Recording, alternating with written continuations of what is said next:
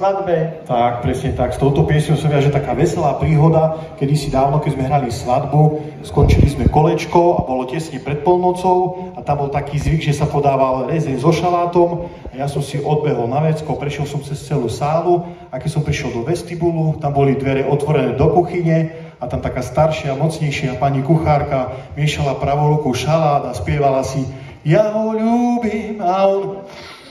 Ja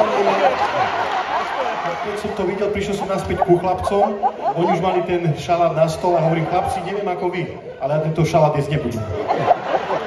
To je škoda, Marek, lebo šalát bol výborný.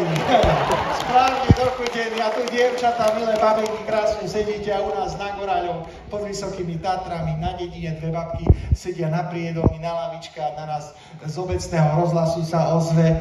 Milí občania, zajtra sa bude v kultúrnom dome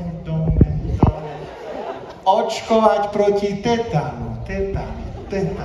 Jedna druhý sa pýta, Marienka, prosím ťa, čo to hlásia, lebo ja slabo počujem.